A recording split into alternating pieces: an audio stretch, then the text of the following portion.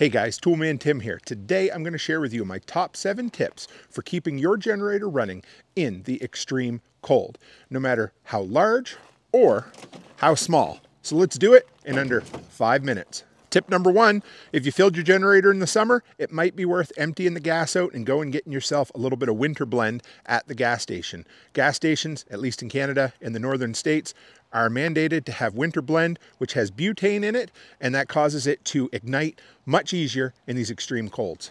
Number 2, get yourself a Trickle Charger. It installs permanently on your generator and you keep it plugged in. When you put your generator away, it gets plugged in. It keeps your electric start battery up and running. If you don't have one of those, make sure you go out a night or two before the storm and put a battery charger on that battery, so it's going to start when you need it.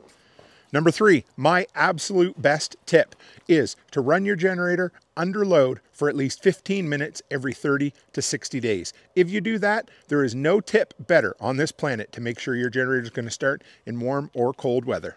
Next, if you can, give it a warm place to rest a couple of days before the winter storm. If you've got a heads up, go out and start it the night before, 2 nights before. If it hasn't been running, it doesn't have any liquid gas dripping off it, and you have nowhere else to warm it up, a great idea is to bring it in to, say, a heated porch or even just your kitchen mat and let it sit there overnight.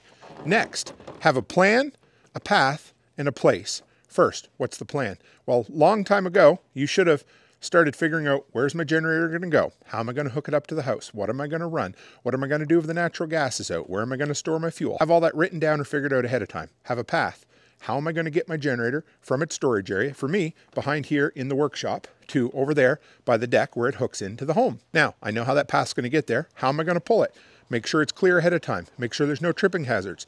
Beyond that, make sure that any gate you have to go through isn't iced in the day before. And finally, a place. Where is that generator going to sit? Where is it going to sit that fumes aren't going to get in the house, that it isn't going to catch a fire? And most importantly, make sure that place is completely bare before you set your generator down.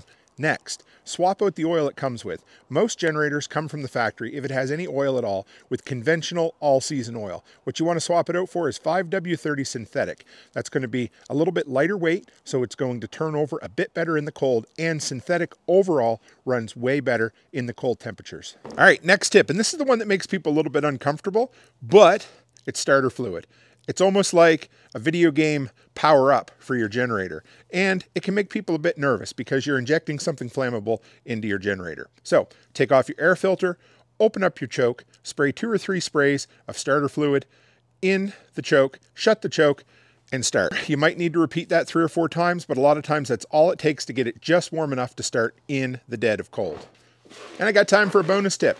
Pay attention to anything with cords on it, because at least around -30, any traditional electrical cord is going to get brittle and break. Pay attention to your extension cords. Make sure you don't try to overtax them in the dead of winter. Make sure there's no breaks in them ahead of time, and do yourself a favor. If you live where it gets at least -30 or even -20, get yourself some flexible, high visibility, lighted end extension cords that are made to handle up to -40. So if you stuck around to the end of this video, that means, hey, I made it for you. So stick around, hit the subscribe button. I got a whole bunch more videos just like this. And if you're right now going down the rabbit hole of all things generator, well, check out this video right here on how I make sure my generator will start every single time. As always, stay happy, stay healthy, and have a great week.